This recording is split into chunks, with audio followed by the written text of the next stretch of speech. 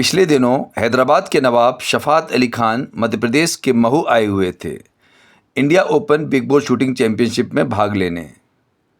271 के भारी भरकम स्कोर के साथ नवाब साहब ने गोल्ड मेडल जीता। साथ ही लगातार 60 वर्षों तक राष्ट्रीय स्तर पर शूटिंग में जीत दर्ज करने के कारण national rifle association of India यानी NRAI ने उन्हें लाइफ टाइम अचीवमेंट अवार्ड से नवाजा है।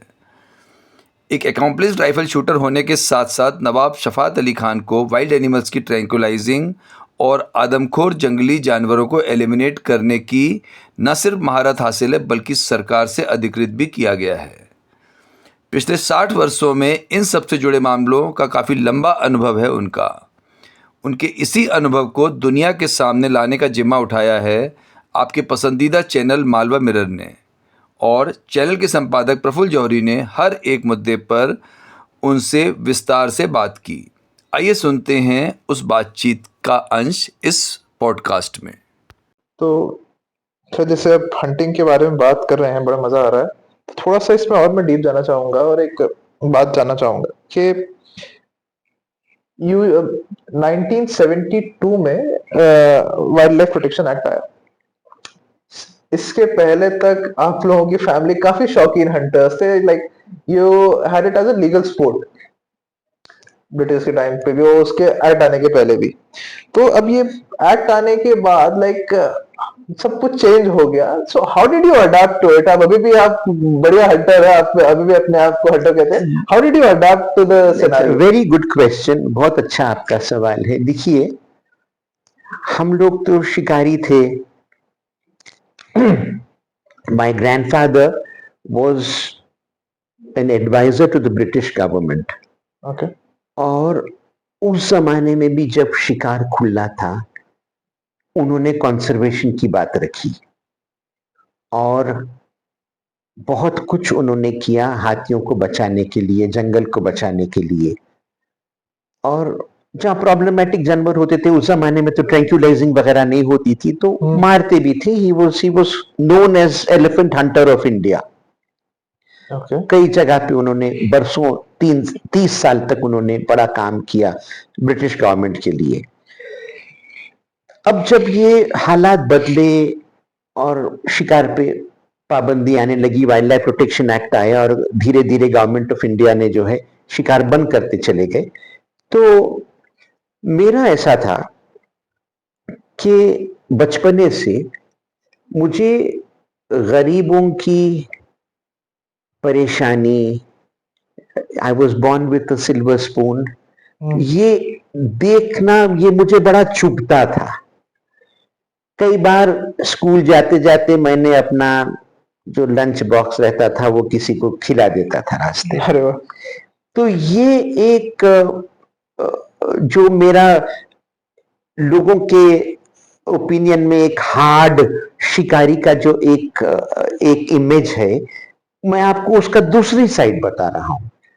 तो दूसरी साइड ये है कि मुझे बूढ़े लोग से बड़ा प्यार है, खुसूस जिनके माँ बाप उन्हें छोड़ दिए हैं, बच्चे उन्हें छोड़ दिए हैं, अकेले हैं, उनकी मैं जितनी भी मेरे से हम्बल वे में मेरी हो सके मैं थोड़ी उनकी मदद करके जिंदगी में आगे बढ़ जाता हूँ।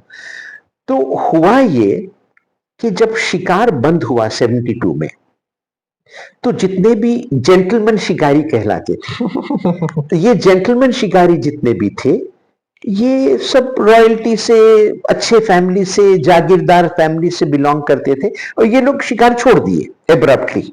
अच्छा। Because they could never go on to the wrong side of law. ये लोग सब शिकार, दे हंग द वेपन्स। उसके बाद 70s में और 80s में एक ऐसा स्टेज आया, weapons, the royal families hung their weapons. वहां से कंटिन्यू करें। तो दे हंग देयर वेपन्स वहां पे। और उसके बाद ऐसे हुआ कि लेट 70s में, 80s में, 90s में जहां पे भी प्रॉब्लमेटिक हाथी हो जाता, टाइगर हो जाता, वहां पे कोई था नहीं। और उस जमाने में ट्रैंक्यूलाइजिंग इतने नेसेंट स्टेज में थी, ये सरकारें बड़ी परेशान हो जाती थी। मैं मैसूर में था 19 साल की उम्र में।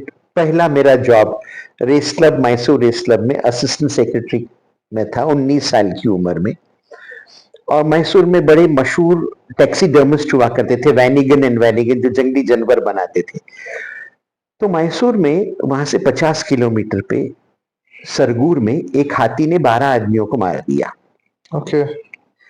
तो वैनिगन्स जो थे ये बड़े अच्छे शिकारिये भी होते थे, टैक्सीडर्मिस्ट भी थे। तो फॉरेस्ट डिपार्टमेंट ने उन्हें अप्रोच किया। दोनों भाई थे bachelors, they were both in the late 70s। तो वैनिगन ने फॉरेस्ट डिपार्टमेंट से कहा कि देखो, हाथी को मारना आसान नहीं है, पैदल उसके पीछे बहुत स्टॉकिंग करना पड़ता है डिफिकल्ट टेरेन में, तो हम नहीं कर पाएंगे। तो वहां के डीएफओ थे नारायण साहब मैसूर के, उन्होंने कहा सर आप किसी और को रेकमेंड करिए। तो वैनिगन ने मेरा नाम दिया।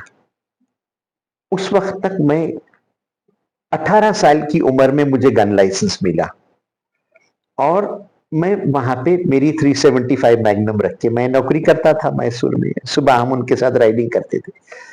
सुबह राइडिंग के बाद वैनिगन ने मुझसे कहा कि Shafat, would you like to shoot a rogue elephant? तो हम लोग कॉफी पी रहे थे, मेरे हाथ से तो कॉफी ही छूट गई। कि मैं बोला अंकल, और he was my grandfather's friend, the way he would crack a joke with me.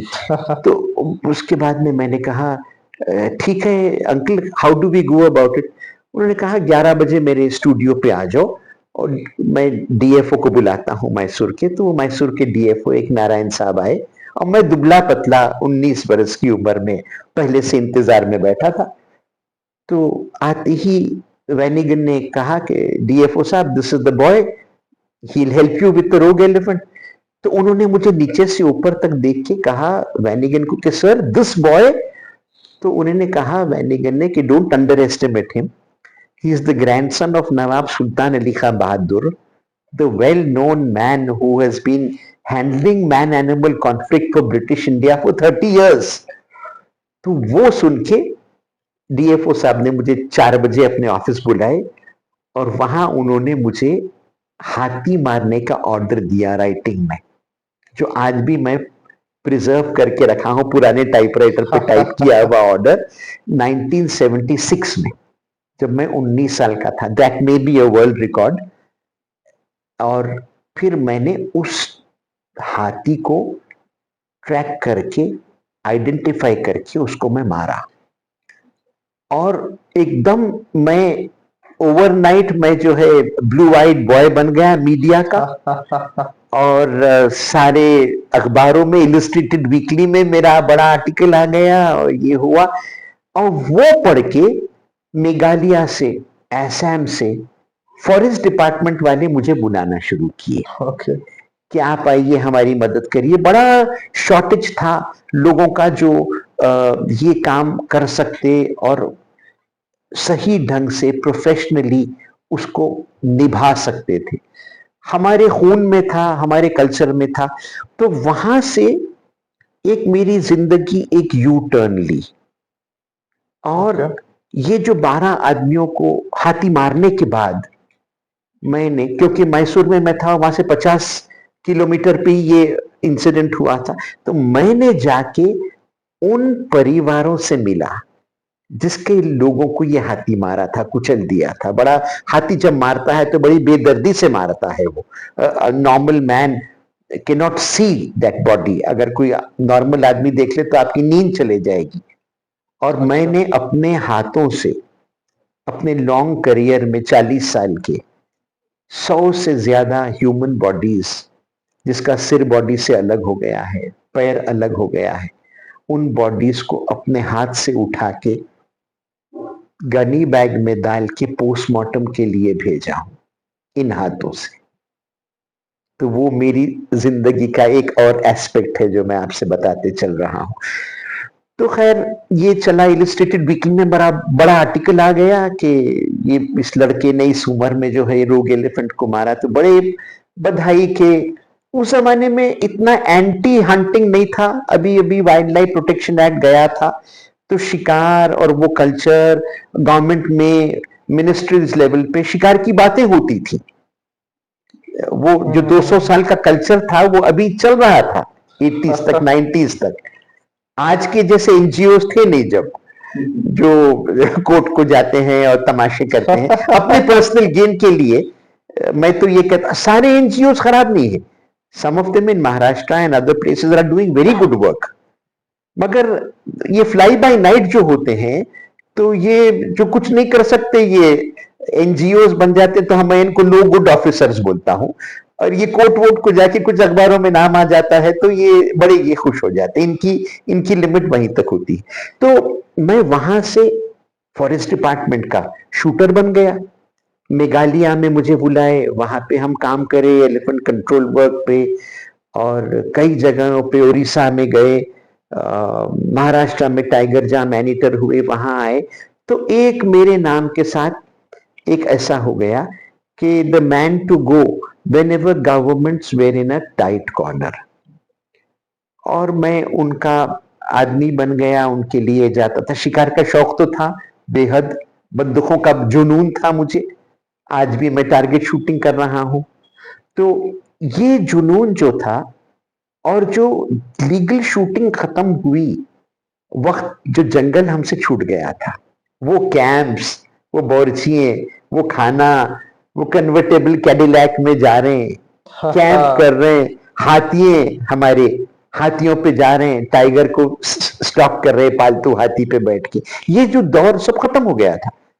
तो मुझे जब गवर्नमेंट बुलाने लगी, तो मुझे फिर वो फ्रेग्रेंस, वो नशा, मैं शराब तो पीता नहीं हूं, मगर रिस्क लेने में बड़ा मुझे नशा आता है, डेंजरस टाइगर के पीछे स्टॉक करके जाने में, जो हाथी देखते ही दौड़ रहा है, आदमियों को मार रहा है, उस हाथी के पीछे जाएं, उसको ट्रैंक्युलाइज करें, इसमें मेरे को बड़ा किक मिलता है, नशा मिलता है। तो ये चीजें मेरे को फिर मौका मिला ऑफिशियली करने की।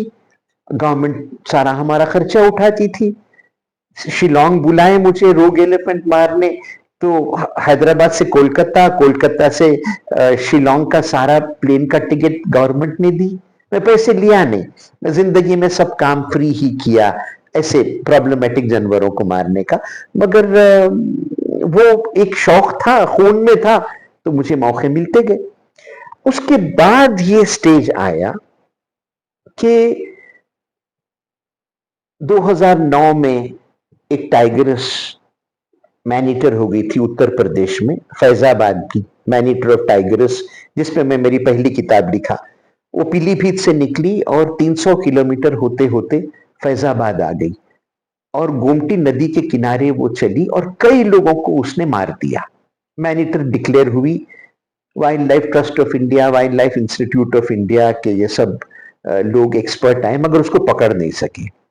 एक हमारी मोहतरमा पीलीभीत से जो मशहूर थी, उन्होंने बड़ा हंगामा करा कि इसे मारो मत, इसे पकड़ो, इसे ये करो। बहरहाल देखिए, लोग मुझे एक्यूज करते हैं जानवर मारने का, वो ये नहीं समझते हैं कि I am not the deciding authority, मेरा काम हैंगमैन का है। नागपुर की जेल में एक आदमी है जो लोगों को सूली पे चढ़ाता है, उसको बुलाते हैं, उसका काम है काली टोपी पिनाए, गले में फंदा दबाए डाले और लिवर खींचे, वो आदमी को लटका दी। वो क्यों लटक रहा है, सुप्रीम कोर्ट ने क्यों उसे ऑर्डर दिया है, उससे कोई मतलब नहीं। तो my job is of hangman. जब हर चीज फेल हो जाती है और आदमी मरते हैं, अवनी ने 13 आदमियों को खा गई, झारखंड के हाथी ने साहबगंज के ट्राइबल्स को 15 आदमियों को मार दिया, 40 गांव के लेपर्ड ने 10 बच्चों को मार दिया, हिमाचल में कई बच्चों को लेपर्ड्स मार दिए। जो ऑपरेशन हम करे और वो एनिमल को सक्सेसफुली निकाले, पकड़े, एलिमिनेट करे, जो भी प्रॉब्लम खत्म कर दिए। बदकिस्मती से मैं ना कोई एनजीओ से डरता हूं, और जब मैं कोई ऑपरेशन में आता हूं, उस वक्त गवर्नमेंट इतनी परेशान हो जाती है कि मैं पहले दिन ही सेक्रेटरी फॉरेस्ट एंड एनवायरनमेंट हो या माननीय मंत्री हो, उनसे कह देता हूं कि साहब, अब अवनी का ऑपरेशन 2.5 साल चला, 26,000 लोग इफेक्ट हो गए महाराष्ट्र में, यवतमाल में। तो जब मीटिंग हुई, बुलाए, तो मैंने मिश्रा साहब जो चीफ वाइल्ड लाइफ वार्डन थे, उनसे मैं कहा, सर 2.5 साल आप काम कर चुके हैं, now I will lead this operation. I will take the call. Trap camera कहां लगना है, कैमरा ट्रैप कहां लगना है, मचान कहां लगना है, मैं ये डिसाइड करूंगा। एक सीनियर ऑफिसर होगा, इसको I will report to him, but the call will be mine. You please decide. I have come today on your invitation. My suitcase has not been opened, it's still closed. You take a call. I'll be very happy to go back. नहीं नहीं नहीं नवाब साहब, आप handle करिए। ठीक है साहब, चलिए लेट स्टार्ट। अब बड़ा ईगो हो जाता है। एक तो फीलिंग्स, उत्तर प्रदेश में बुलाए हैं हैदराबाद से एक आदमी को, तो वहां के हायरार्की में फॉरेस्ट की बड़ी ये। अब मीटिंग शुरू हुई पहले दिन कि चलिए it's decided that I will head the operation. तो मैंने अब मीटिंग में मैं कहता हूँ साहब जरा मुझे नक्शा तो दिखाइए। कौन सा नक्शा? देखिए बड़े बड़े सीनियर ऑफिसर्स, मैंने सबको सिखाया है कि ऑपरेशन कैसे होता है। मैंने मेरा सवाल होता है नक्शा दिखाइए। कौन सा नक्शा? साहब 3 महीने से टाइगर आपका आदमियों को मार रहा है। गूगल का नक्शा कहां है जिसके ऊपर 3 तारीख को किल कहां हुआ, 5 तारीख को किल कहां हुआ, 9 तारीख को किल कहां हुआ, कैटल किल कहां हुआ, ह्यूमन इंजरी कहां हुई, कैमरा ट्रैप में तस्वीर कहां आई। ये सुपर इम्पोज करके नक्शा हो तो हम काम करेंगे ना। तो कंजर्वेटर डीएफओ को देखते हैं, डीएफओ रेंजर को देखते हैं। बहरहाल ये रात भर, जिस 90% मेरे ऑपरेशन में जान जाता हूं, रात भर ये नक्शा तैयार होता है। अब मैं बोलता हूं कि आप बड़े शहर को जाइए साहब, यवतमाल में है, नागपुर को जाइए, बड़ा यवतमाल का गूगल का नक्शा निकालिए 4 फीट बाय 6 फीट का। उस पे आपके पास तो सब डायरीज में देखिए कहां कहां किल हुए। ह्यूमन किल्स लाल में चाहिए, कैटल किल्स ग्रीन में चाहिए। मैं एक नजर देखूं तो मुझे पता नदी कहां है, नाला कहां है, गांव कहां है।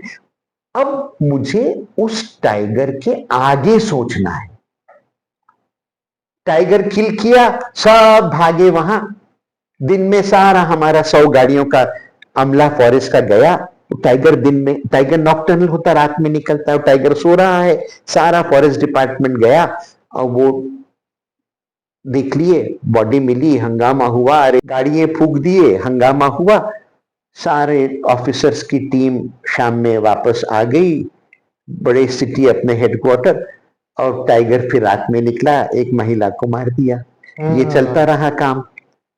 हम जाते हैं तो हम बोलते कि साहब काम रात में करना है, टाइगर रात में निकलेगा, हमको रात में ढूंढना है। वो जो उसकी किलिंग का पैटर्न है उसके आगे हमको सोचना है, वरना हम उसके पीछे रहेंगे, वो टाइगर आगे रहेगा, हम भी 6 महीने उसके पीछे घूमते रहेंगे। बाज वक्त टाइगर माइग्रेट करता है, आप ताज्जुब करेंगे, जैसा प्लेन जाता है ना वैसे कंपास की लाइन आप ड्रॉ करिए, टाइगर वैसे माइग्रेट करता है। अच्छा। हाँ, इनको बड़ा सेंस होता है स्टार लाइट से, ये सब चीजों से। वो बराबर कंपास की डायरेक्शन में ईस्ट से वेस्ट जा रहा है तो बराबर ईस्ट से वेस्ट जाएगा। ओके। बास वक्त गोल फिरते। तो ये चीजें हम करके हम उस ऑपरेशन में कामयाब होते हैं, मेहनत बड़ी करते हैं, रिस्क बढ़ा लेते हैं। देखिए जू में या एक फेंस के बाहर या गाड़ी की सेफ्टी में एक टाइगर को देखना अलग है। एक प्रॉब्लमेटिक टाइगर है जहां पे स्टेट एडमिनिस्ट्रेशन बकल हो गया है। उस सिचुएशन में वहां जाके पैदल उस टाइगर के पीछे जाना, उसको ट्रैक करना, बॉडी मिली है ह्यूमन बॉडी, टाइगर औरत को मारा है और लेके जा रहा है, उस टाइगर के पीछे जाना, ये बड़ा मुश्किल का काम है, बहुत कम लोग कर सकते हैं। कम ये भी हैं, सरकार के पास वो वेपन्स नहीं है जो हमारे पास है। 7.62 या 315 राइफल में टाइगर को आप मारेंगे तो वो टाइगर आपको मार देगा। ओके। हमारे पास 375 मैग्नम है, 470 है डबल बैरल, 458 विंचेस्टर मैग्नम है, और चलाना आता है। आज भी मार रहे हैं, बिग बोर में मार रहे हैं, मेडल ले रहे हैं। बचपने से उस सांचे में ढाले गए हैं। बंदूक हमारे हाथ में खिलौना है। हम बचपने में खिलौनों से नहीं खेले, बंदूकों से खेले। तो बंदूक हमारे हाथ में खिलौना है। टाइगर चार्ज किया तो मुझे एम लेने की जरूरत नहीं, जहां मेरी आंख जा रही है वहां मेरी वेपन चले जाती है। ओके। ये ट्रेनिंग नहीं है क्लासरूम की, ये पैशन है। तो इन चीजों की वजह से हम लोग एक्सेल करें। 30-35 साल हम लोग प्रॉब्लमेटिक एनिमल्स को हर सरकार की आदेश पे, रिटन ऑर्डर्स पे, आप ताज्जुब करेंगे, मैंने मेरी जिंदगी में एक चूहा भी नहीं मारा हूं बगैर आदेश। कोई जानवर, जिस दिन से शिकार बंद हुआ, मैं, मेरे वालिद, मेरे दादा, हम लोग कोई जानवर नहीं मारे। आज जो भी मैं मारा हूं, आदेश पे, रिटन ऑर्डर्स पे। और जब तक रिटन ऑर्डर मिलता नहीं है, मैं अपने घर से नहीं निकलता। और कभी मैं अप्लाई नहीं किया हूं किसी को। मेरे रेप्यूटेशन पे गवर्नमेंट बुलाती है, हम जाते हैं, purely as a social service काम करते हैं। और उसका मेरा वेस्टेड इंटरेस्ट है उसमें। एक तो शौक है, और दूसरा मुझे ऐसे लगता है कि ईश्वर मुझे इसलिए पैदा करे। देखिए, वहां ऊपर वाले का कोई काम बेमतलब नहीं होता है। ईश्वर शायद मुझे इसलिए पैदा करे हैं कि ये जो गरीब लोग पीसे जा रहे हैं, ट्रैम्पल हो रहे हैं, इनकी मदद कर सकूं। इससे मुझे बड़ा सेटिस्फैक्शन मिलता है। अभी अवनी के मामले में एनजीओ हमको हाई कोर्ट ले गए, क्रिमिनल केसेस फाइल करे, बदनाम करे, झूठे इल्जाम लगाए, सारे जितनी परेशानी कर सकते थे करे। और लोनी में, वेड़सी में, जहां हम टाइगर मारे थे, अजगर जहां टाइगर मारे थे, 2 नवंबर को जिस दिन टाइगर मारे थे, अगले साल उन गरीब गांव वालों ने, आदिवासियों ने, वनवासियों ने 6 फीट बाय 4 फीट का मार्बल का पत्थर बनाए। और उस पत्थर में जहां अजगर उस टाइगर उसको मारे थे, वो 14 आदमियों के, 13 अवनी खाई थी। पालतू हाथी जो आया था महाराष्ट्र फॉरेस्ट डिपार्टमेंट का, उसने एक बेगुनाह लड़की अर्चना को उसने मार दी।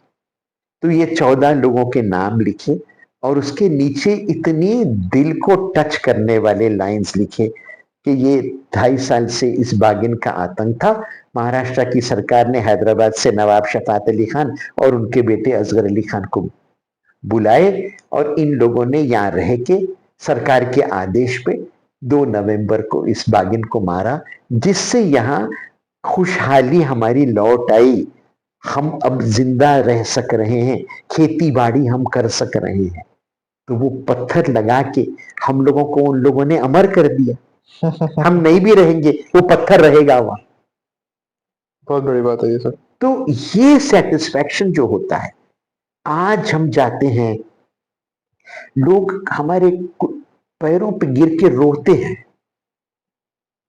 और जब एक मैनीटर का आतंक खत्म होता है तो लोगों के चेहरे पे जो खुशी आती है, खुशी के आंसू, ये हमारा सारा नेगेटिव जो हमारे दिल में आता है, गुस्सा, सबको धो देता है, और एक नया इंजेक्शन दे देता है कि फिर हम ये करेंगे। कई लोग मेरे से पूछे कि आप कब रिटायर होंगे। मैंने कहा, जब तक मेरी सांस है उस वक्त तक मैं मेरे गरीब भाई बहनों की मदद करूं, चाहे एनजीओ मुझे सूली पे भी चढ़ा दें, मैं ये काम मेरी आखिरी सांस तक करता रहूंगा। काफी कॉन्वर्सेशन काफी सीरियस हो रहा है, तो थोड़ा मैं और इसको सीरियस करूंगा। बहुत ही थोड़ा सा लंबा सवाल है ये वाला सर। जी। ये अवनी की स्टोरी से, जैसे कि अवनी की स्टोरी को तो हमने डिस्कस किया, अवनी के कारण कितना आपके ऊपर रिpercussions हुए, कितना आपके नेम को ड्रैग किया गया, वो वाली बात।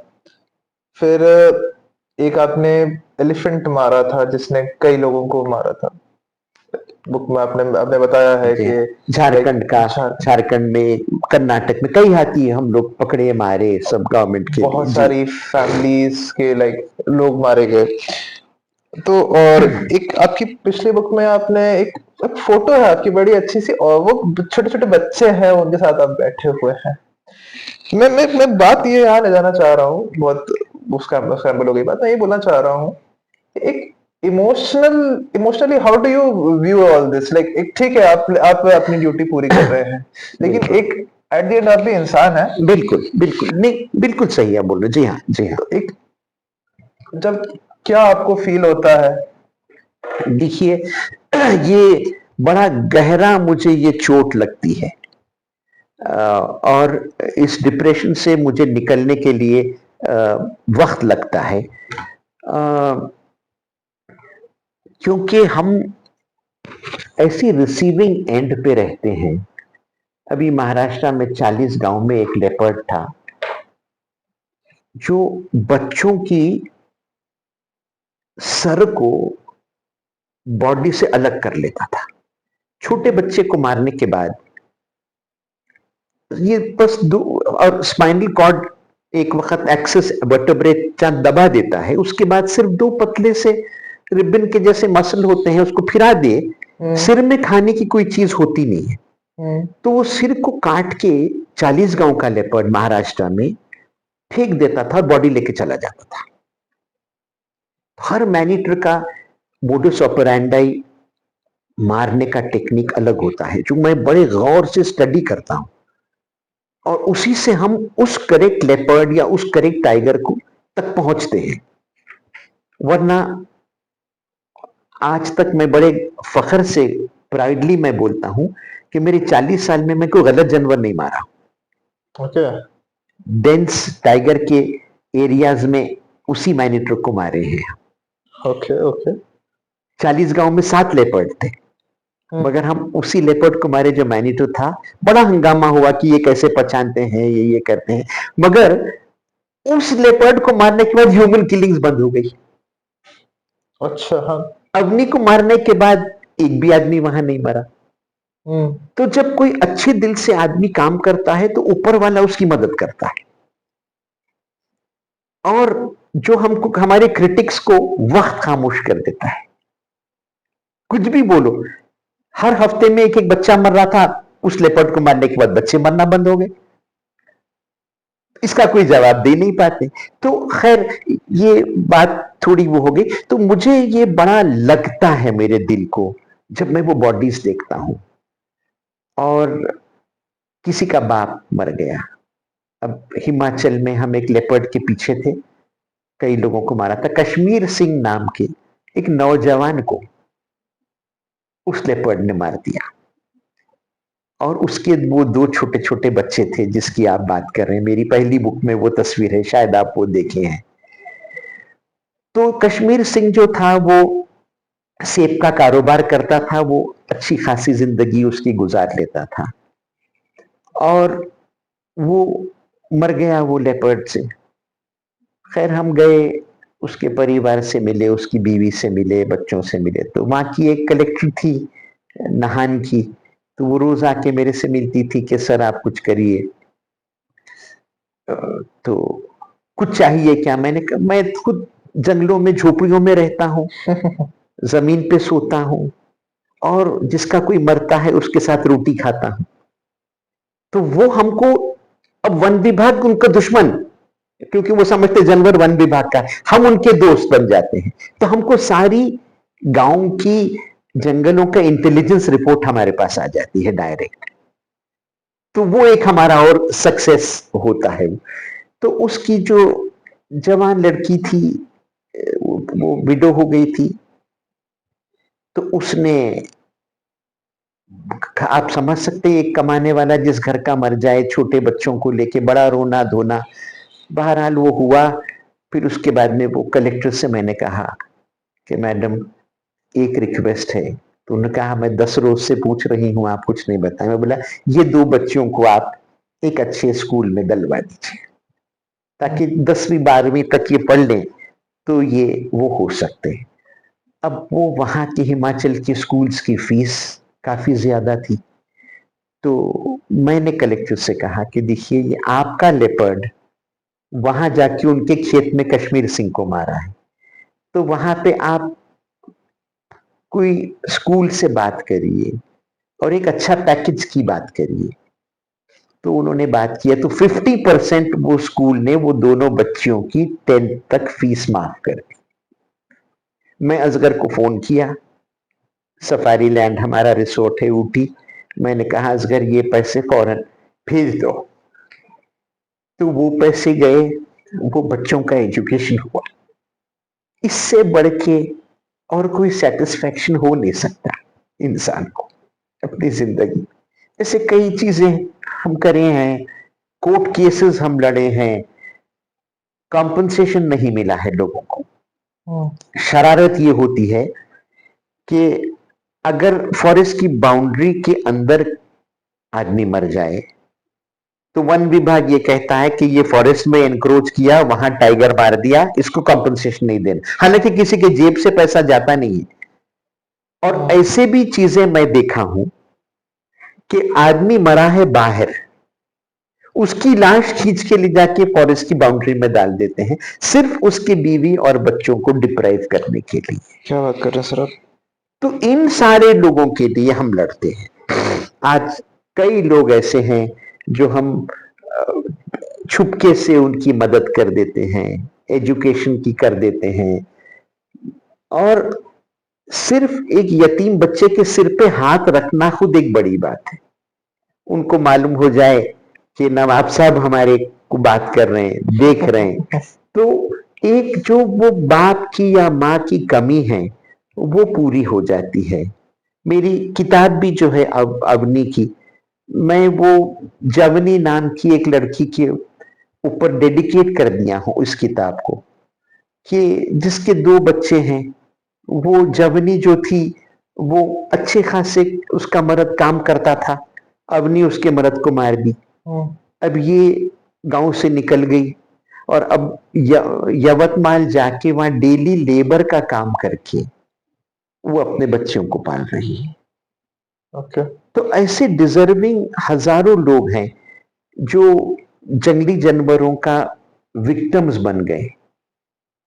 कोई एनजीओ नहीं है, कोई नहीं है जो इनके आंसू पोंछने वाला है। ये बड़ा काम है। मैं बहुत लड़ा हूं इनके लिए और मेरा तो दिल ये करता है, शायद मैं करूं भी, मैं पीआईएल फाइल करना चाह रहा हूं सुप्रीम कोर्ट में। ओके।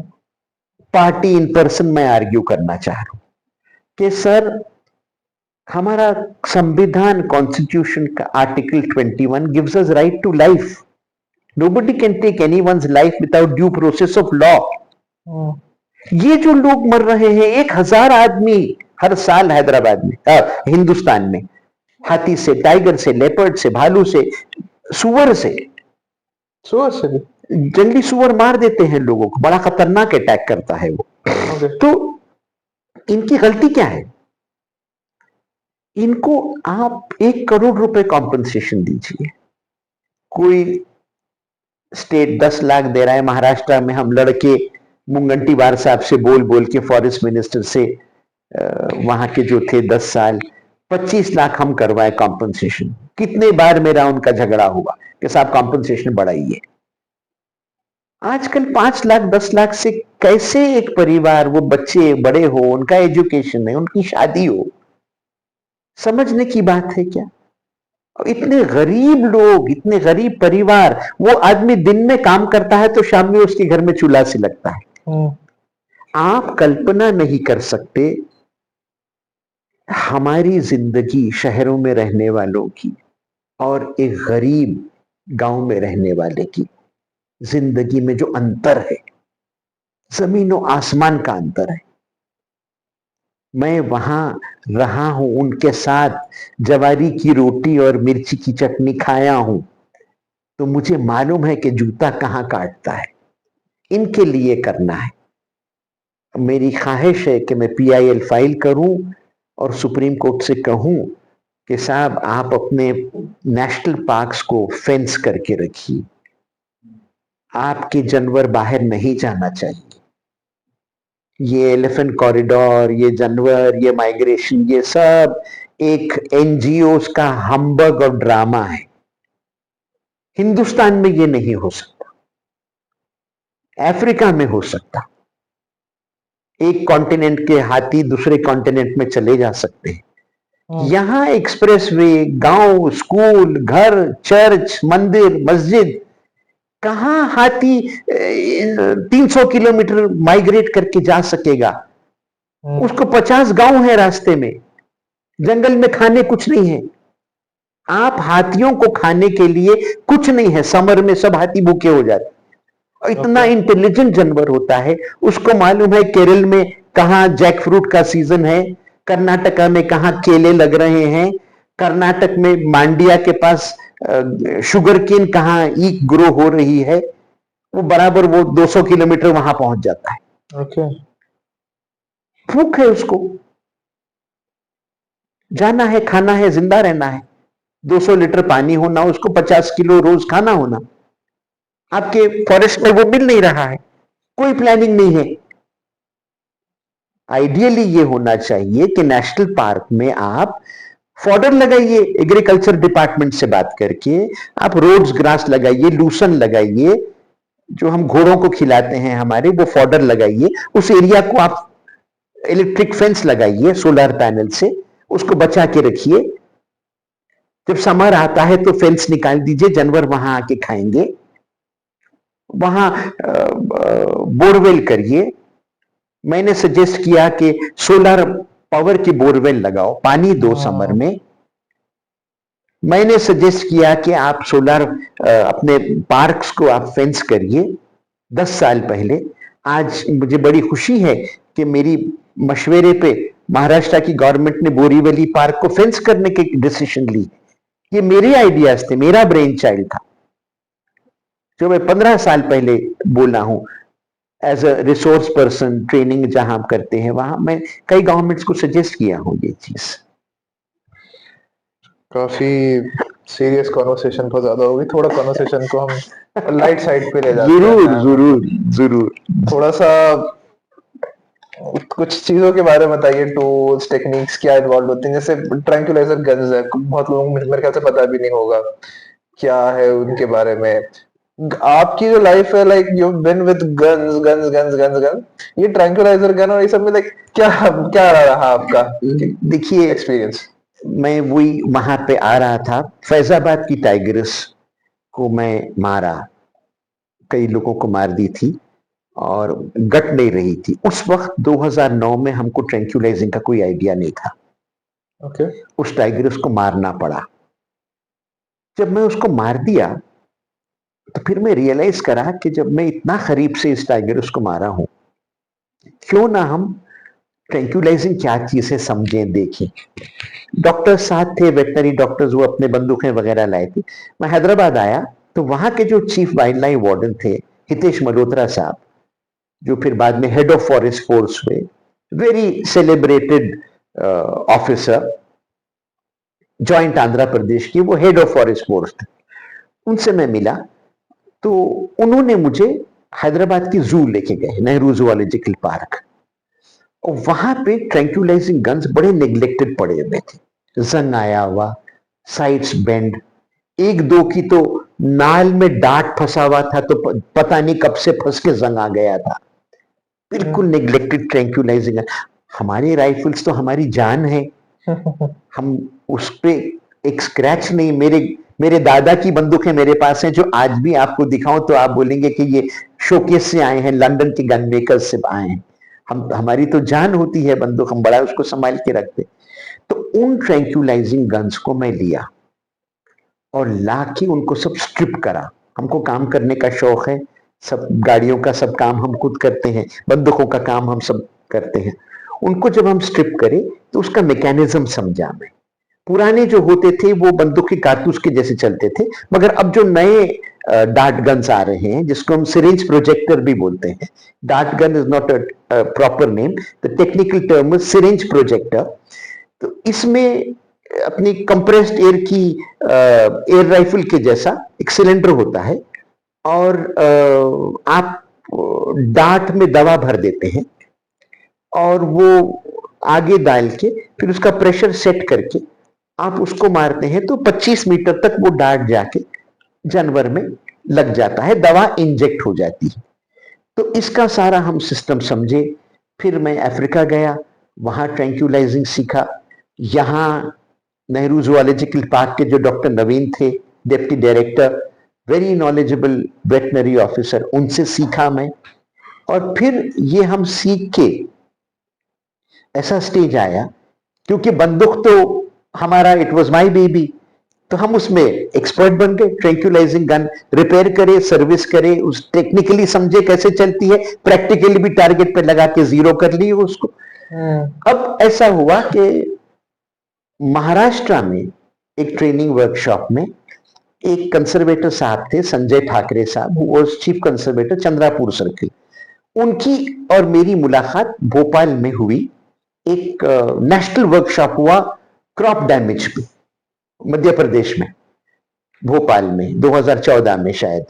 तो वहां ठाकरे साहब से मुलाकात हुई तो उन्होंने बड़े इंप्रेस हुए कि चंद्रापुर में इतना प्रॉब्लम हो रहा है, हमारे गन्स ठीक नहीं है। वो मुझे वहां बुलाए, तो फिर मैं उनके गन्स हैदराबाद ले गया, सब रिपेयर करके सर्विस करके फ्री ऑफ कॉस्ट उनको लाके दिया। वो बड़े खुश हुए और उन्होंने 15-20 ट्रेनिंग वर्कशॉप महाराष्ट्र में की। और फिर गवर्नमेंट के लेवल पे चंद्रापुर से फिर नागपुर आ गए हम, और वो स्टेट लेवल के ऊपर हमने 20 चंद्रापुर में, नागपुर में, बोर में, ताड़ोबा में, चिचपल्ली में, ब्रह्मपुरी में, ये सब हम ट्रेनिंग वर्कशॉप्स करके फॉरेस्ट वालों को सिखाए कि बंदूक कैसे चलाते हैं। मेरे एयर राइफल्स ले जाके टारगेट लगा के, देखिए किसी भी वेटनरी कॉलेज में शूटिंग रेंज नहीं है, तो आप जो वेटनरी डॉक्टर को सिखा रहे हैं तो आप यही सिखा रहे हैं कि भाई कीटामाइन इतनी लो, जाइलेजिन इतनी लो, इस कॉम्बिनेशन में 1:2 के मिलाओ और टाइगर पे इंजेक्ट कर दो। 200 किलो का टाइगर है तो 3 ml दे दो। ये सारे टेक्निकल चीजें, मगर how does that medicine get into the tiger and stress tiger? हम नॉर्मल टाइगर की बात नहीं कर रहे हैं, जो मैनिटर हो गया है, जो बाहर आ गया है, स्ट्रेस्ड है, कोई शंभू शिकारी उस पर बंदूक चला दिया है, डॉक्टर्स उसके पीछे दौड़ रहे हैं, कैमरा ट्रैप्स लगे हुए हैं, वो टाइगर स्ट्रेस्ड है, वो आपको 2-3 सेकंड के लिए दिखेगा, उसको डांट मारना है। तो ये हमारा बहुत बड़ा कंट्रीब्यूशन रहा। तो मल्होत्रा साहब ने कहा कि एनजीओ बनाओ, हम आपको ट्रैंक्यूलाइजिंग गन नहीं दे सकते। तो फिर हम वाइल्ड लाइफ ट्रैंक्यू फोर्स के नाम से, फैजाबाद की टाइगर्स इतनी खूबसूरत टाइगर्स थी, मुझे बड़ा डिप्रेशन हो गया जब मैं उस टाइगर्स को मारा। जवान टाइगर्स थी, बेहद खूबसूरत। तो उस टाइगर्स की मेमोरी में मैं एक एनजीओ बनाया, वाइल्ड लाइफ ट्रैंक्यू फोर्स। और मल्होत्रा साहब ने हमको इजाजत दी ट्रैंक्यूलाइजिंग गन इंपोर्ट करने की। तो मैं जो बेस्ट ट्रैंक्यूलाइजिंग गन होती थी उस जमाने में, डबल बैरल टेलीस्कोप लगी हुई, वो स्वीडन से मंगाया। और उस गन से हम महाराष्ट्र में, कर्नाटका में, तमिलनाडु में, आंध्रा में तो खैर हमारा ही था वहां पे, भोपाल में, शिमला में, सारे जगहों पे 200 से ज्यादा ट्रेनिंग वर्कशॉप्स करे और लोगों को बंदूक अपने एयर गन्स ले जाके अपने खर्चे से टारगेट लगा के 100 फॉरेस्ट वालों को, फ्रंट लाइन स्टाफ को, वेटनरी डॉक्टर्स को हमने ट्रेन किया। और उसका नतीजा है कि आज महाराष्ट्र में, तेलंगाना में यंग डॉक्टर्स हमारे अपने आप जानवरों को ट्रैंक्यूलाइज कर सक रहे हैं, उनका डांट बराबर जाके लग रहा है। क्योंकि ट्रैंक्यूलाइजिंग गन चलाने में भी टेक्निक है, होल्ड है, ट्रिगर स्क्वीज है, सही एम लेना है, ये सारी चीजें उनको थियरी हम सिखाए, फिर प्रैक्टिकली सिखाए। तो ये एक बड़ा कंट्रीब्यूशन मेरा था आने वाले जनरेशन्स के लिए। और मेरा जो प्यारा नेशन है इंडिया, जिसका I am a proud Indian, उसमें आने वाले दिनों के लिए ये संघर्ष को, ये मैन एनिमल कॉन्फ्लिक्ट को मैंने अपने बीज डाल दिए हैं कि हमारे डॉक्टर्स ट्रेन हो और ये सेल्फ सफिशिएंट हो सके हम, ताकि फिर मेरा वेस्टेड इंटरेस्ट कि कोई गरीब ना मरे, ये इससे उनकी जान बच सके। जैसे मैंने आपसे कहा कि मेरे पास अल्फाज नहीं है। जिस घर का गरीब परिवार का एक कमाने वाला मरता है और उसको कॉम्पनसेशन नहीं मिलता है, उसकी बीवी या किसी की मां मर जाती है, तो उस परिवार का, उस घर का जो हाल होता है, जो बर्बाद हो जाता है, और कई मैं देखा हूं, हजारों में, ये मैं आपको एक्सप्लेन नहीं कर सकता कि उनका क्या हाल होता है। इसको हमको रोकना है, हमारी सरकार को इसके लिए कदम बढ़ाना है। जो आदमी मर रहे हैं उनको एजुकेशन देना है, गवर्नमेंट जॉब देना है, सब चीज का 1 करोड़ रुपए आज कॉम्पनसेशन देना होगा गवर्नमेंट को, क्योंकि आपका जानवर फॉरेस्ट से निकल के बाहर जाके मार रहा है। वाइल्ड लाइफ प्रोटेक्शन एक्ट के हिसाब से जिंदा हो या जंगली हो, कोई भी शेड्यूल्ड जानवर, it's the property of forest department, it is the property of the government. मेरा कुत्ता अगर है डोबरमैन, तो मैं उसे बांध के रखूं घर में, because that dog belongs to me. अगर मैं उसको रोड पे छोड़ूं तो वो बाजू स्कूल में जाके बच्चों को काटेगा, कुत्ता जिम्मेदार नहीं रहेगा, मैं जिम्मेदार रहूंगा।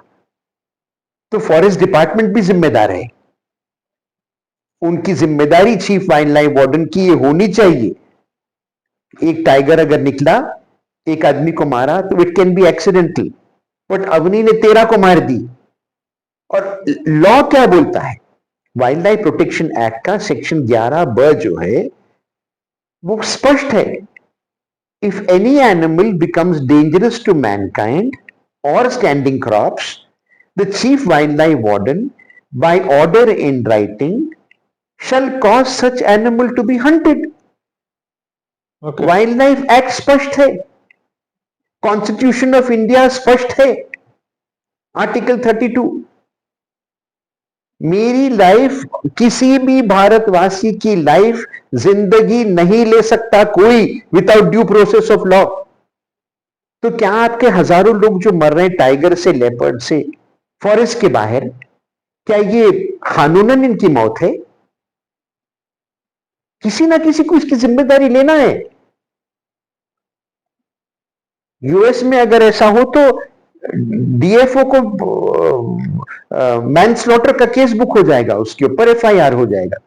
मगर यहां इंसान की जान की कीमत ही नहीं है। कुत्ते हमारे पास इंसानों से ज्यादा अहम हो गए, स्ट्रे डॉग्स।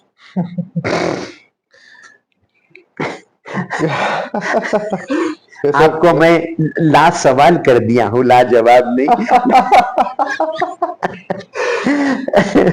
जी। तो आपकी फैमिली के बारे में बड़ी इंटरेस्टिंग स्टोरी सुनने में आती हैं। एक स्टोरी हमने सुनी है कि field marshal Manek Shaw and आपके ग्रैंडफादर की बड़ी घनिष्ठ मित्रता थी। एंड एक हम इसमें ऊपर से ये भी सुनते हैं कि ये लोग साथ में कुछ डक्स हंट करने का सीन था। ऑफ कोर्स ये सब तब की कहानी है जब hunting was not illegal. Yes, that's a disclaimer. Yes. So ये कुछ बताइए ना इसके बारे में, बड़ी इंटरेस्टिंग बात है। देखिए, बड़ा आर्मी में तो बड़ा कल्चर हुआ करता था शिकार वगैरह का। फिर हमारी प्राइम मिनिस्टर इंदिरा गांधी जी ने पर्सनल लेटर लिखे। वाइल्ड लाइफ प्रोटेक्शन एक्ट आने के बाद भी आर्मी ऑफिसर शिकार करते थे, क्योंकि वो कल्चर चला आया था 200 साल से। तो उन्होंने पर्सनल चिट्ठी लिखी कि शिकार अब मत करो, ये कानून आ गया है, ये है। तो फिर ग्रेजुअली आर्मी ऑफिसर्स भी कम कर दिए, छोड़ दिए। तो सैम अंकल, हम उनको सैम अंकल पुकारते थे, सैम मानिक शाह नाम था उनका। तो बड़ा सीखने को मुझे मिला मेरे अर्ली स्कूल के जमाने में, जब शिकार खुला था। ये वाइल्ड लाइफ प्रोटेक्शन एक्ट के पहले की मैं बात कर रहा हूं। तो जो डिसिप्लिन हुआ करता था, जो टाइमिंग हुआ करती थी, एक दिन पहले लेटर आ जाता था उनके एडीसी का कि सुबह 5 बजे निकलेंगे, और कहां डक शूटिंग होती थी वो टैंक्स पूरे आइडेंटिफाई हो जाते थे। और उन टैंक्स पे नंबर दिया जाता था। तो आइटिनरी आ जाती थी एक दिन पहले के, सुबह 4:30 बजे बेंगलोर से निकलेंगे और हारोहल्ली जाएंगे, वहां पे टैंक नंबर 1 पे ये डक शूटिंग होगी, फिर 6:30 वहां होगा, 8 o'clock ब्रेकफास्ट होगा। ये पूरी आइटिनरी आ जाती थी and the programme used to be to the nearest second. और फील्ड मार्शल के साथ जो गाड़ियां होते थे, रिटायर होने के बाद भी वो, because a field marshal never retires, तो वो 1 टनर ट्रक्स, और उसमें जो टेबल फोल्डिंग और जो लिनन, क्रॉकरी, कटलरी, और मुझे याद है सैंडविचेस बनते थे हमारे लिए और कटलेट्स फ्राई होते थे। फील्ड मार्शल को कटलेट्स बहुत पसंद थे, तो वो कटलेट और वो सैंडविचेस जो फील्ड पे हम खाते थे, खूब भूख लगते रहती थी, वो टेस्ट आज भी मेरी जबान पे बाकी है। तो ये हुआ करता था, कल्चर था, बड़े अच्छे दिन थे। और बड़े बड़े लोग, अब जो मसनगुड़ी है जहाँ हमारे रिसोर्ट्स हैं जंगल के बीच में, उस जगह पे हमारे बचपने में एक झोपड़ी हुआ करती थी, उसे एडम्स हट बोलते थे, और उस झोपड़ी के सामने एक बड़ा झाड़ था। तो वहां पे इतने हिंदुस्तान के रूलर्स को मैंने देखा हूं उस झोपड़ी में आना, वहां रुकना, वहां कैंप करना और शिकार करना। महाराजा मैसूर को मैं देखा, राजा साहब बबली, पार्ला कमेटी, निजाम ऑफ हैदराबाद, मुकर्रम जा, सारी नोबल फैमिलीज वहां आते थे जंगल में। कहीं वहां गेस्ट हाउस नहीं था, तो ये एडम्स हट में वहां पे ठहरते थे, मावनाला में झाड़ के नीचे रहते थे, वहां उनके कुक्स आते थे, खाना पकता था। तो ये शिकार का एक सारा कल्चर हुआ करता था, कई लोग इसमें वो थे। और इसका फ्लिप साइड ये था कि ये सारे शिकारी कॉन्जर्वेशनिस्ट हुआ करते थे। कोई पोचर की मजाल नहीं होती थी कि जंगल में जाए या पोचिंग करे। वीरप्पन के जैसा कोई उस जमाने में पनप नहीं सकता था, क्योंकि all these were crack shots. जितनी नोबिलिटी थी, घोड़ा और बंदूक चलाना, ये एक्सपर्ट थे। तो कोई पोचर क्या, किसी पोचर की जरूरत होती थी आज से 100 साल पहले, हमारे दादा की जागीर में जाएं और झाड़ काटें? नेटिव स्टेट्स को तो जुडिशियल पावर होता था, और वो बड़े पैशनेटली अपने जंगलों को बचाते थे। आज जो हमारे पास नेशनल पार्क्स हैं, ये सब उन्हीं रूलरों की देन है। गिर का जो नेशनल पार्क है वो हिज हाइनेस जूनागढ़ के जो नवाब थे, उनका प्राइवेट रिजर्व था। आज हम उनके नाम से नहीं रखे, वो बड़ी दुर्भाग्य की बात है। Bandipur was the hunting ground of Maharaja Mysore. ये लोग जंगल को और जानवरों को बड़ा पैशनेटली प्रोटेक्ट करे। कोई सी की मजाल नहीं होती थी कि कोई जाए और कोई हिरन मार सके, कोई पोचिंग करके उस जमाने में, कोई रूलर के प्राइवेट फॉरेस्ट में। इतने शेर मारे, हिज हाइनेस सरगुजा 1100 शेर मारे, उतने शेर थे। भोपाल में जब नेशनल कंपटीशन हुआ तो उनके उनके फैमिली ने, उनके ग्रैंडसन ने मुझे सरगुजा लेके गए। आप ताज्जुब करेंगे, जहां उनके फोरफादर ने 1100 शेर मारे थे, वहां आज जंगल ही नहीं है। ओके। सारी माइनिंग हो रही है, सारा जंगल कट गया, वहां आपको तीतर या बटेर भी नहीं मिलेगा। ओहो। तो किसने ये जंगलों को डिस्ट्रॉय किए? 1100 शेर मारे तो उनके पास 11,000 शेर थे। एक्सेस स्टॉक को वो कलिंग करते थे। आपने जंगल ही खत्म कर दिए। आज खत्म हो गया सब, टाइगर भी खत्म हो गया, जंगल भी खत्म हो गया। तो ये नहीं होता था, ये प्रोटेक्ट होता थे। एक्सेस जो जानवर होते थे, जो आज मैनिटर्स हो रहे हैं, जो आज 35% टाइगर्स बाहर आ रहे हैं, ये 35% टाइगर्स का शिकार होता था। ओके। तो उनको प्रोटेक्ट करते थे। आज अफ्रीका में क्या हो रहा है? आज सारी दुनिया में शिकार खुला है। अफ्रीका में क्या करें? एक्सेस जानवरों को मार रहे हैं। जो उनका ब्रीडिंग स्टॉक है वो सेफ है। आप आज साउ नेशनल पार्क में या सेरेंगेटी नेशनल पार्क में आप शिकार नहीं कर सकते। जो वहां का स्पिल ओवर है, वो स्पिल ओवर को हम मार रहे हैं। यहां वो सिस्टम है ही नहीं। तो बिहार में 3 लाख नीलगाय हो गए, गुजरात में 2 लाख नीलगाय हैं। ब्लू बुल गाय नहीं है, वो एंटीलोप है। औरंगजेब ने जब शिकार ज्यादा हो रहा था आगरा में, नील को मार के, घोड़परास्त कहते थे, घोड़परास्त पर्शियन में घोड़ यानी घोड़ा, परास यानी जैसा, घोड़े जैसा उसका नाम था। तो औरंगजेब निकले शिकार पे और देखे कि कुछ जानवर कम दिख रहे हैं घोड़परास्त, तो पता चला कि उनको जाने लगा के पकड़ के मुगल फौज, 2 लाख की फौज थी उस जमाने में। 2 लाख की फौज बड़ा फिगर होता था। तो फौज को खिला रहे थे। तो वाइल्ड लाइफ एक्ट तो था नहीं, उन्हें फरमान जारी कर दिया, इसका नाम बदल के घोड़परा से नीलगाय कर दो।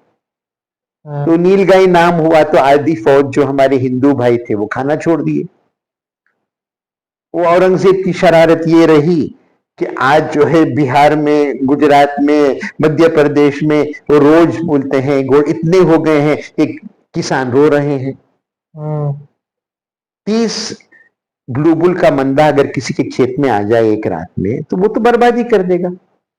गरीब किसान जो सीड खरीद के लाया है, उधार पे डीजल लाया है, करंट का बिल नहीं दिया है, रात भर जाग के खेती करा है, अब उसकी खेती जब तैयार हुई हार्वेस्ट की, जब उसकी आंखों में उसकी बेटी की शादी है कि फसल कटेगी, मेरा बच्चे का मैं फीस दे दूंगा, मेरी बेटी की शादी करूंगा, और दूसरे दिन सुबह जाके देखा तो वो 30 नीलगाय उसका सारा खेत, उसकी 1 साल की मेहनत बर्बाद कर दी।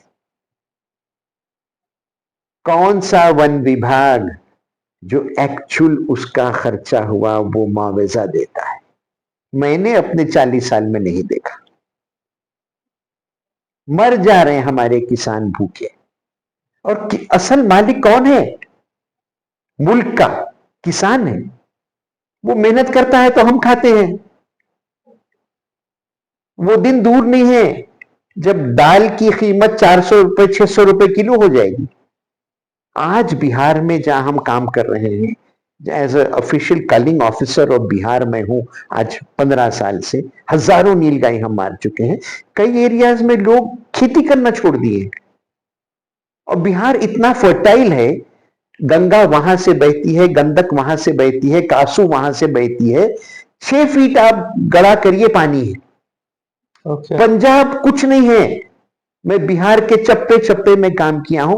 Punjab is no comparison as far as fertility of the soil is concern. Bihar कई गुना पर कैपिटा वहां से अच्छी फसल यहां होती है। लोग छोड़ दे रहे हैं, मजबूर है। ऐसा एक्ट बना है, वाइल्ड लाइफ प्रोटेक्शन एक्ट।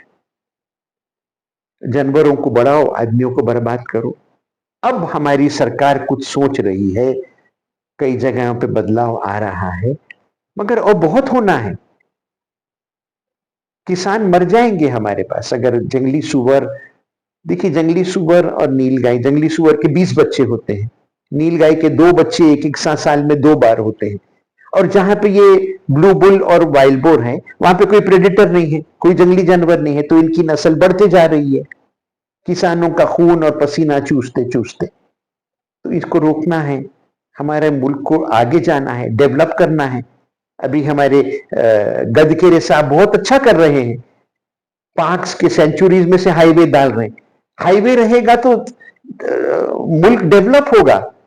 2 हाथी इधर से उधर जा रहे हैं बोल के आप हाईवे अगर रोक दिए एनजीओ की बात सुन के, तो मुल्क का डेवलपमेंट रुक जाएगा। उसमें हमको बैलेंस करके चलना है। 15,000 से 32,000 हो गए हाथी की आबादी, कहां रखेंगे हम उनको? कहां क्या खिलाएंगे? आज जो एक एक टाइगर को आप 2 करोड़ रुपए देके बचा रहे हैं, वो दिन दूर नहीं है। 5 साल में इतना कॉन्फ्लिक्ट बढ़ने वाला है हिंदुस्तान में, फिर यही टाइगरों को पैसे देके मारना पड़ेगा। जैसा बिहार में नीलगायों को सरकार मरवा रही है, आपके टाइगरों को मारना पड़ेगा। सेंटिमेंट यहाँ की कोई जगह नहीं है। अवनी है, उसके 2 बच्चे हैं, उनका क्या होगा अगर अवनी मर गई? वन प्रेमी है, मेरे से पूछते हैं। तो मैं बोलता हूँ वो जवनी के भी जो लड़की थी उसके भी 2 बच्चे हैं, उनका क्या होगा? अवनी के तो बच्चे पल जाएंगे, वो जंगली जानवर है, मेंढक, चूहा, बिल्ली खा के वो बड़े हो जाएंगे। इनके बच्चों को तो 20 साल खिलाना पड़ेगा। तो ये बैलेंस करना है आपको, सेंटिमेंटल नहीं होना है हमको। दुनिया में क्या हो रहा है? हमारे मित्र हैं पाबला साहब, जो यहाँ मध्य प्रदेश में चीफ वाइल्ड लाइफ वार्डन थे और बड़े इंटरप्राइजिंग, उन्होंने 4 किताबें लिखी हैं कि कैसे जानवरों को हार्वेस्ट करें, कैसे ये एक्सेस जानवरों को हम उसका फायदा उठा सकें। उन उन चीजों पे अमल करना है। हम सेंटिमेंटल होके कुत्तों को पकड़ो, कुत्तों को मारना नहीं, कुत्ते को पकड़ के उसको स्टेरिलाइज करके वहीं ले जाके छोड़ना जहां उसको पकड़े थे। तो म्युनिसिपैलिटी दूसरा काम छोड़ के शहर साफ करने का हमारे करोड़ों कुत्तों की खिदमत करने लगे हुए रहे। हिमाचल में बंदरों का क्या हाल है? सारे किसान रो रहे हैं, 4 लाख बंदर हो गए। सरकार ने बड़ा प्रोग्राम चलाई स्टेरिलाइज करने का, तो बड़ी मेहनत और मशक्कत के बाद 25,000 बंदर को स्टेरिलाइज करे, नर बंदरों को नसबंदी करे।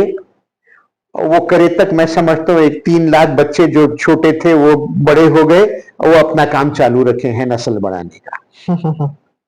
तो ये करना है इसको, वरना हमारी एग्रीकल्चर और किसान बड़ा मार खाएंगे इस चीज। जी एक आखिरी बड़ी इंटरेस्टिंग एक स्टोरी हमने सुनी थी, मैं आपको ही सुनाने दूंगा क्योंकि आप इसको अच्छे से सुना पाएंगे। आप हैदराबाद रॉयल फैमिली से रिलेटेड हैं, तो निजाम साहब की एक स्टोरी है लाल बहादुर शास्त्री जी के साथ की 1962 की वॉर के टाइम की। उस स्टोरी को आप सुनाए, आप सुनाएंगे, बड़ा मजा आएगा। जी हाँ, हमारे निजाम जो रूलर 7th निजाम जो थे उस्मान अली साहब, वो ही was the richest man in the world. Times magazine के कवर पेज पे 1934 के ही was shown as the richest man in the world. और बड़े अच्छे आदमी थे वो, बड़ी अच्छी अच्छी चीजें बनाई उन्होंने, तालाबे बनाए, हाई कोर्ट जो आज हमारा है, उस्मानिया हॉस्पिटल, उस्मानिया यूनिवर्सिटी, ये सब उनके जमाने में काफी पहला थर्मल पावर स्टेशन हैदराबाद में बना, पहला टेलीफोन इंडिया का हैदराबाद में आया।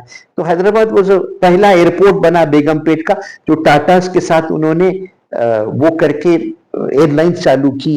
हैदराबाद का रेलवे था निजाम स्टेट रेलवे, तो बहुत काम हुआ था। तो खैर इंडिपेंडेंस हो गया, पुलिस एक्शन हुआ, हुकूमतें सब खत्म हो गए।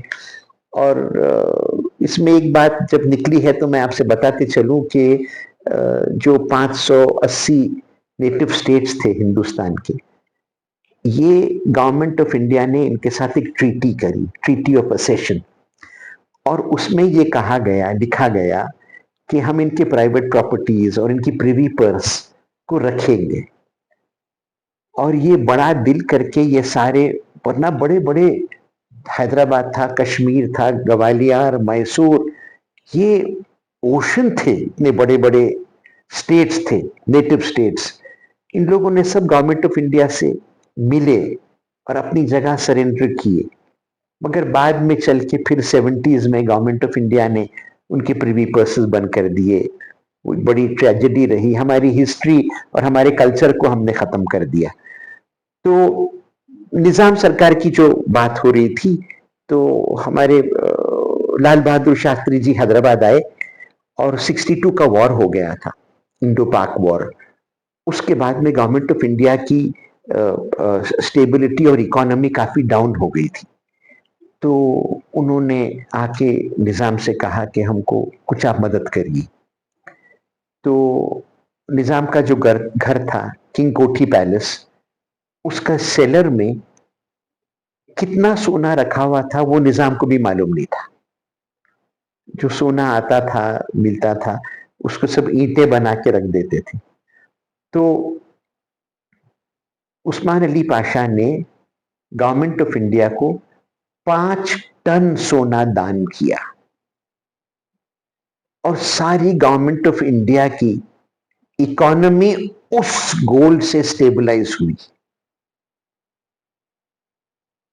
तो उनको उसके एवज में गवर्नर बनाया गया, राज प्रमुख 2 साल के लिए। और वो पुराने खानदानी आसिफ जाहिर लकड़ी के पेटियां होते थे जिसमें ये सोना दिल्ली गया था। तो फिर निजाम ने जवाहरलाल नेहरू जी को चिट्ठी लिखी कि सोना तो मैं दे दिया था मगर वो पेटियां मैं नहीं दिया था। तो वो लकड़ी के ट्रंक्स 10-15 कितने थे वो फिर हैदराबाद स्टेट को वापस आए, मगर वो सोना चला गया, वो दे दिया गया। ऐसे कई चीजें थे जो नेटिव रूलर्स दिए और वो करे। और बड़ी बदकिस्मती की बात यह है कि आज उनके फैमिलीज की हालत बहुत खराब है। उनके प्रॉपर्टीज के सब कब्जे हो गए हैं, गवर्नमेंट कुछ कर नहीं रही है। सारे नेटिव स्टेट्स के प्रॉपर्टीज ले लिए गए, पैलेसेस ले लिए, जमीनें ले लिए, कब्जे हो गए। निजाम की भी एक ब्लू बुक थी, उसमें तकरीबन 25% हैदराबाद उनका था। इन आजाद 48 के बाद ओके जो गवर्नमेंट ऑफ इंडिया ने लिख के डिक्लेयर करके अपना मोहर लगा के दिया कि दीज आर योर प्रॉपर्टीज, और फिर पॉलिटिशियंस और लैंड ग्रैबर्स सब उस पर कब्जे कर लिए। ना स्टेट गवर्नमेंट कुछ करी, ना सेंट्रल गवर्नमेंट कुछ करी। This is the sad part of our history. Sir, काफी मजेदार स्टोरी सुनने को मिली एंड बीच में काफी सीरियस हो गया था, बट आई होप मजा तो आया होगा हमारे व्यूअर्स को सुनने में। And I guess this is a good point to end the podcast. ठीक है जी, बहुत बहुत धन्यवाद आपके, बहुत अच्छा रहा, बड़े अच्छे सवाल रहे और फिर मिलते हैं। अब मुझे ऐसा लग रहा है अगला वाला हम हैदराबाद में आपके घर पे करेंगे। ये आज हम जरूर। वहाँ पे रिकॉर्ड कर रहे हैं, अब अगला वहां पे रिकॉर्ड होगा। जरूर, मोस्ट वेलकम। आइए हमारे गरीब खाने पे रिकॉर्ड करेंगे। Thank you so much. Most